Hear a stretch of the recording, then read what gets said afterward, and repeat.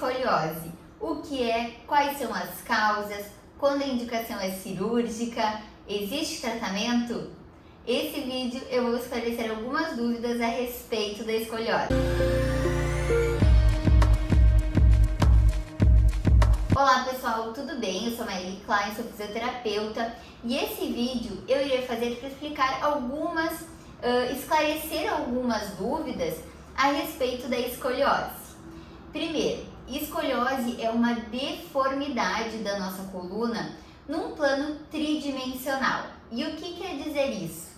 Que para você ter uma escoliose, tem que ter feito um diagnóstico com o seu médico ou com o seu fisioterapeuta, diagnosticando o grau da escoliose, pois você tem que ficar atento. Muitas pessoas acabam achando que tem escoliose, pois ao se olhar no espelho percebem que tem um grau de inclinação para um dos lados e por esse motivo acaba rotulando como uma escoliose. Mas na verdade a escoliose ela é feita com um exame de imagem, com uma radiografia, onde é traçado o ângulo de Cobb. E o que é esse ângulo de Cobb? É traçado uma linha reta onde começa o desvio da sua coluna e essa linha é traçada até onde termina esse desvio.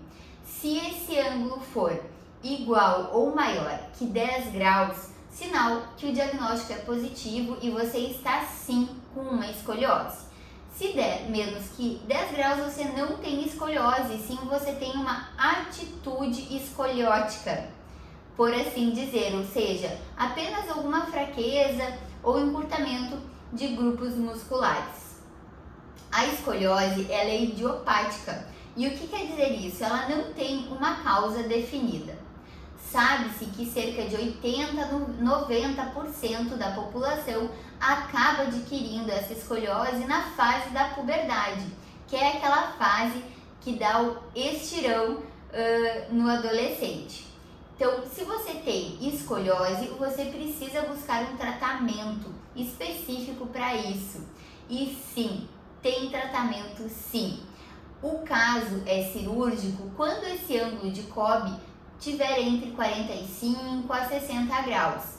Um ângulo maior que 45 graus é realmente possível a gente pensar numa indicação cirúrgica, mas tem que chegar a essa conclusão juntamente com o seu médico ou com o seu fisioterapeuta.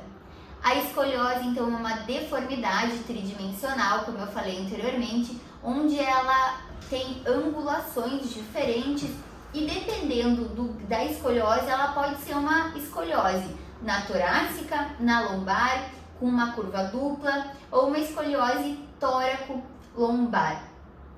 E o que a gente precisa cuidar? Após o diagnóstico de escoliose, tem algumas orientações, algumas contraindicações relativas, outras absolutas do movimento. Até o fim do vídeo eu vou falar quais são os cuidados que tem que ter em relação ao movimento. Mas antes disso, eu vou esclarecer mais algumas dúvidas sobre o que é a escoliose de fato. Essa deformidade tridimensional é vista num plano longitudinal, onde acaba acontecendo um achatamento das vértebras, num plano frontal, onde a gente pode analisar se a curvatura está em C ou se ela está em S, e também ocorre uma rotação das vértebras. Então, para ser escoliose, tem uma rotação das vértebras. O teste, o exame clínico que é feito no consultório por um médico ou fisioterapeuta, é o teste de Adams, onde o paciente vai levando o seu tronco à frente, tentando encostar as mãos no chão. Se acontecer que um lado na coluna tiver muito maior comparado ao outro lado, ou seja, tiver uma gibosidade aumentada, aí confirma esse diagnóstico com a rotação das vértebras. Depois do diagnóstico instalado da escoliose, é muito importante traçar os exercícios como forma de tratamento. E esses exercícios, eles são completamente contrários ao padrão adotado pelo paciente que tem escoliose. Então, o mais importante é explicar para o seu paciente como está essa curvatura, se ela está em C, se ela está em S, se essa coluna está inclinada para a direita, para a esquerda, para onde está a rotação dessas vértebras, pois é a partir daí que os exercícios são traçados. O mais importante de tudo, o pilar central no tratamento de escoliose é fazer uma reprogramação do nosso cérebro a nível de sistema nervoso central. Ou seja, para tratar uma escoliose, a gente precisa tratar o cérebro, para a partir daí o cérebro mandar os estímulos corretos para o grupo muscular que tem que ser ativado de forma correta. Antigamente se tratava a coluna para tratar uma escoliose. Hoje em dia nós tratamos o cérebro para fazer essa reprogramação do sistema neuromotor. Há muito tempo, na minha graduação, pelo menos foi assim, a gente tinha uma teoria que para tratarmos escoliose a gente precisaria alongar o lado encurtado e fortalecer o outro lado. Há décadas que não tem estudos científicos comprovando isso. Isso é apenas uma teoria. Então hoje já sabe-se que para tratar uma escoliose precisa sim ter uma reprogramação do sistema nervoso central. Depois de traçados os exercícios pelo seu fisioterapeuta, é importante que o paciente faça uma autocorreção em casa. São exercícios específicos para cada caso. E um dos erros mais comuns que eu percebo é quando as pessoas fazem os exercícios para os dois lados da curvatura. A gente precisa fazer exercícios para o lado que a gente quer alongar essa curvatura. Então, muito cuidado com esse erro que é muito comum e que eu percebo direto vendo pessoas fazendo os exercícios. Então é muito importante a gente fazer exercício apenas para o lado da curvatura que a gente quer alongar.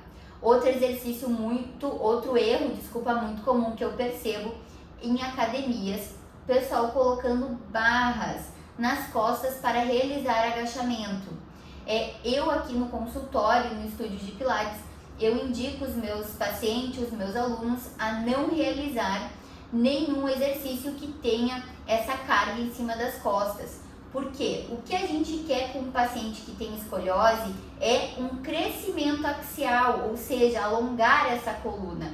Quando a gente faz o agachamento com uma barra nas costas, a gente acaba comprimindo mais essa coluna, o que pode prejudicar muito o caso para quem tem escoliose e podendo até em alguns casos aumentar essa curvatura da escoliose. Precisamos trabalhar com crescimento axial, então barra nas costas, querobel, exercícios simples de panturrilha, mas segurando pesos, também não são indicados. É contraindicação absoluta, em função dessa compressão da coluna, porque nós queremos descomprimir essa coluna que está com escoliose.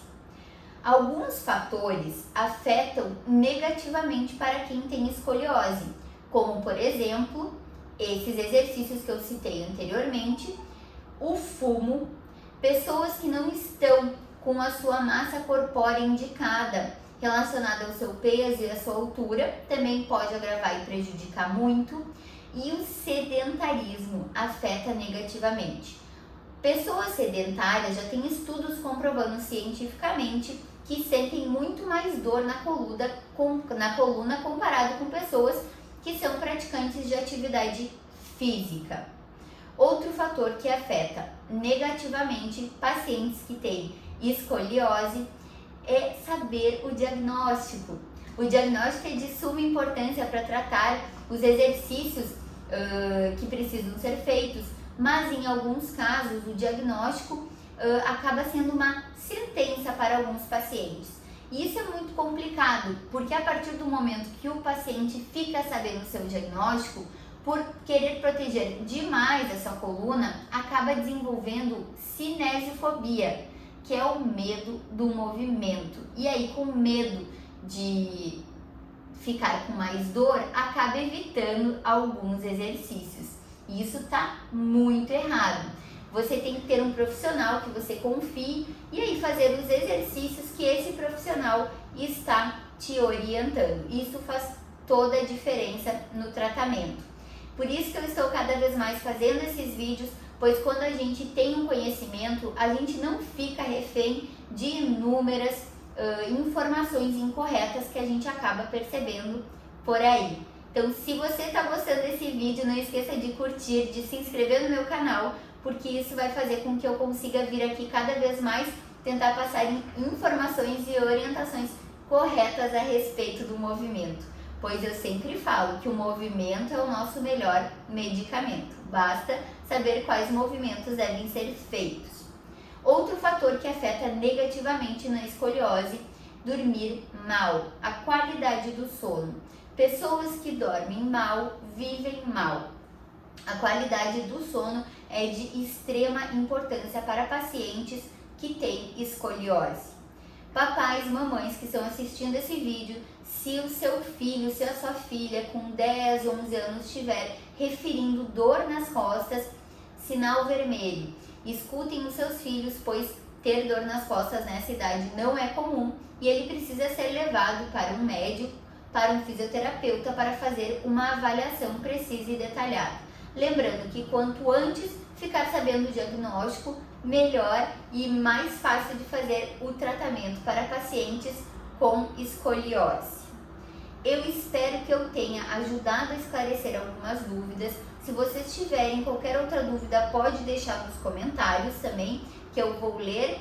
E se quiserem que eu faça exercícios para escoliose, deixem nos comentários também. Lembrando que esses exercícios para escoliose que vocês vão buscar no YouTube, eles não servem como tratamento, pois, como eu falei anteriormente, deve ser analisado cada caso para analisar a curvatura, a rotação das vértebras, pois o padrão adotado de exercícios vai ser totalmente contrário ao padrão da escoliose. E lembrando que os exercícios eles não são feitos para os dois lados, como a gente estudou na graduação por muitos e muitos anos.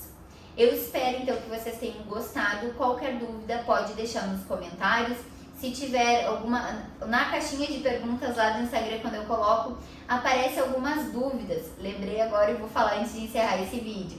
Como, por exemplo, escoliose dói? A escoliose vai depender de cada caso, mas não é uma ciência exata que quanto maior o grau de curvatura, mais dor a pessoa vai ter. Tem pessoas que têm uma curvatura pequena e sentem muita dor, e tem pessoas que têm uma curvatura grande e não sentem nenhuma dor. Não é uma ciência exata e não tem relação, mas o mais importante, o que eu quero deixar aqui, é que tem tratamento, tem solução, tem que buscar a ajuda de um profissional do movimento, tem exercícios corretivos que pode ser feito em casa, de autocorreção, principalmente para o paciente trazer as atividades de vida diária dele, trazer para o seu cotidiano e reprogramar o seu cérebro para dar os comandos assertivos para o músculo que precisa ser acionado. Lembrei de outra coisinha que eu quero deixar aqui. A escoliose, muitas vezes, ela pode ser estrutural, ou seja, pode ter uma diferença do comprimento ósseo, uma perna ser mais longa que a outra, por exemplo. Isso vai gerar um desnível do seu quadril e fazer uma alteração no comprimento na altura dos ombros. Ou a escoliose pode ser puramente tensional, onde os músculos estão mais tensos e puxando mais uma cadeia que a outra. Por isso, novamente, é extremamente importante ter um acompanhamento de um profissional do movimento para te esclarecer e te auxiliar nos melhores exercícios para o seu caso. Então tá, pessoal, era isso que eu tinha para passar hoje. Qualquer coisa, estou à disposição. Me siga lá no meu Instagram, @maieliklein, pois lá eu esclareço dúvidas diárias de como aliviar as suas dores através do movimento. E cuidado com os exercícios que tenham peso de cima para baixo, pois eles acabam prejudicando muito a sua coluna. Um beijo e até a próxima!